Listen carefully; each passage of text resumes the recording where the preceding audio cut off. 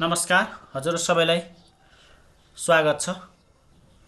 च्यानललाई सब्स्क्राइब गर्नुभएको छैन भने सब्स्क्राइब गर्नुहोला र भिडियोलाई अन्तिमसम्म हेरेर लाइक शेयर र कमेन्ट गर्न पनि नभुल्नुहोला। आज म तपाईहरुलाई सोपान फार्मास्युटिकल्स लिमिटेड कम्पनीको आईपीओ को विषयमा जानकारी गराउन गइरहेको छु। आजबाट यो कम्पनीको आईपीओ खुलेको छ। सर्वसाधारणको लागि आजबाट आईपीओ खुलेको यस कम्पनीले 42,90,000 किता शेयर सर्वसाधारणको लागि बिक्री गर्न लागेको हो, जसमा 4,29,000 किता वैदेशिक रोजगारमा गएका नेपालीहरूका लागि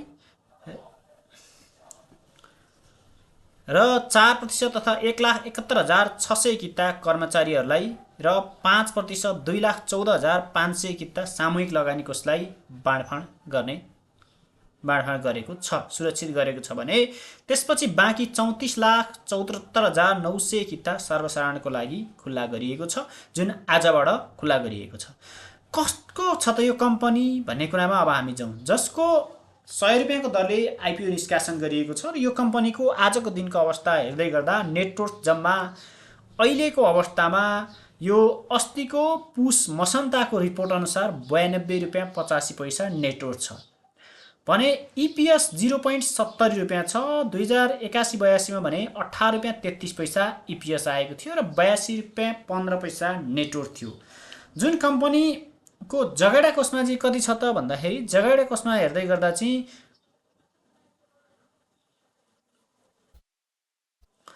लगभग 33 करोड जति पैसा चाहिँ जगेडा कोषमा रहेको देख्न सकिन्छ भने अब यो कम्पनीमा खुद वर्तमान मूल्य कति छ त, नेट प्रेजेन्ट भ्यालु कति छ त यो कम्पनीको भन्दै गर्दा आजको दिनमा यो कम्पनीको प्रेजेन्ट भ्यालु भनेको चाहिँ 1 10 100 1000 10,000 लाख 10 लाख करोड 10 करोड अरब 10 अरब लगभग 15 अरब 97 करोड 59,39,257 यो कम्पनीको प्रेजेन्ट भ्यालु रहेको छ भने हाम्रो लगानी अहिले हामीले जुन आईपीओ भर्छौं त्यो लगानी फिर्ता हुने पेब्याक पिरियड चाहिँ यसको 11.35 वर्ष लागेको छ।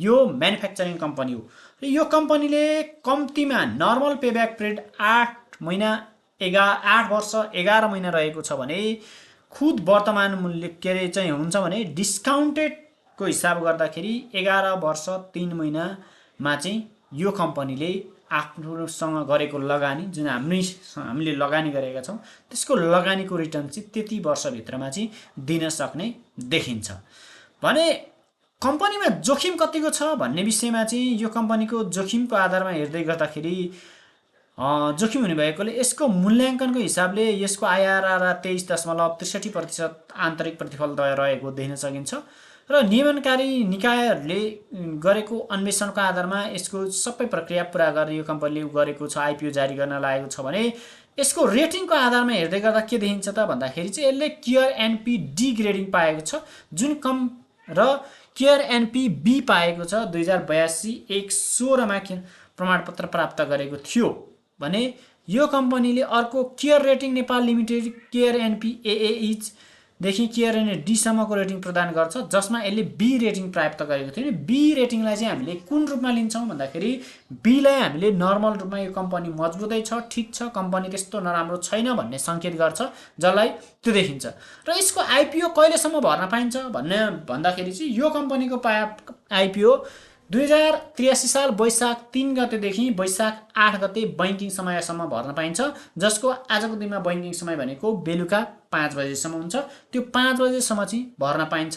8 गते बेलुका 5 बजेसम्म एउटा बैंकिङ कार्यालयमा गएर अर्को बैंकिङ कार्यालयमा गएर भर्न पाइन्छ एउटा भने अर्को हामीले मेरो शेयर मार्फत सी आस्वा मार्फत चाहिँ मेरो शेयरबाट घरमै बसेर पनि भर्न मिल्छ 2083 1 महिना 8 गते सम्ममा र यदि 1 महिना 8 गते सम्म बिक्री भएन भने 17 गतेसम्म भनेको छ यो कम्पनीको शेयर आजकै दिनमा बिक्री भइसकेको छ। त्यसैले हामीले 8 गते सम्ममा चाहिँ यो भर्न पर्ने हुन्छ। 8 गते सम्म चाहिँ टाइम दिएको छ। अब हेरौं यसको बिक्री प्रबन्धक चाहिँ एनएमई क्यापिटल रहेको देख्न सकिन्छ। जम्मा हामीले यो कम्पनीको डिटेलमा जान्न चाहन्छौं भने चाहिँ कहाँबाट हेर्न सकिन्छ भन्दा चाहिँ यो कम्पनीको वेबसाइट www.sopanpharma.com मा गएर चाहिँ हामीले यो कम्पनीको धेरै कुरा जान्न सक्छौं, जसको कम्पनीको रजिस्टर कार्यालय कहाँ रहेको छ भन्दा ललितपुर जिल्ला महानगरपालिका वडा नम्बर 8 विष्णुमा रहेको छ भने कर्पोरेट कार्यालय चाहिँ 3/32 काठमाडौँमा रहेको छ। यसको मेन कार्यालय भनेको चाहिँ कर्पोरेट कार्यालय चाहिँ 3 रहेको छ भने फ्याक्ट्री चाहिँ भने चाहिँ ललितपुर महानगरपालिका ललितपुरको महालक्ष्मी नगरपालिकाको वडा नम्बर 8मा रहेको देख्न सकिन्छ। अब हामी सिधै जाउँ यो कम्पनीको सञ्चालकमा को छ भन्ने विषयमा जानकारी लिउँ। अरू हामीले लगभग हामीलाई धेरै कुरा थाहा भइसकेको छ। अब यसको लगानीकर्ताको हिसाबमा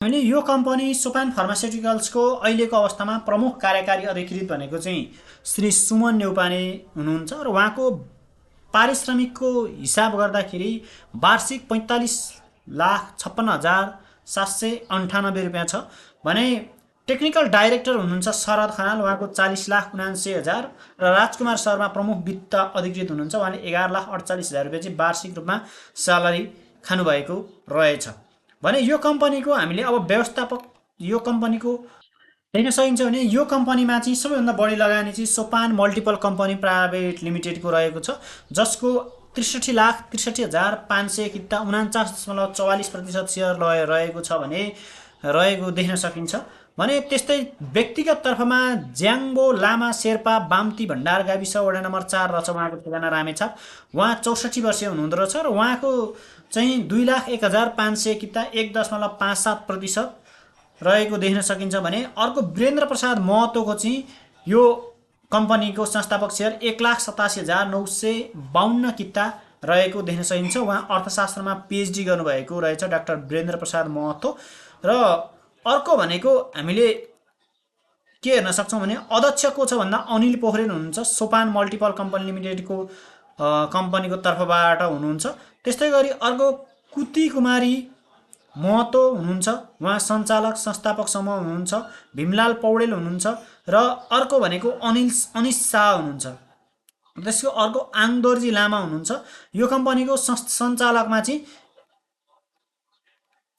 5 जनाको सञ्चालक समिति रहेको छ, जसमा 1 जना अध्यक्ष हुनुहुन्छ र 5 जनाको सञ्चालक समितिले चाहिँ यो कम्पनीलाई रन गरिरहेको देख्न सकिन्छ, जसमा हामीले अध्यक्षलाई हेर्दा गर्दा मल्टिपल कम्पनी लिमिटेडको तर्फबाट डाक्टर अनिल पोखरेल हुनुहुन्छ।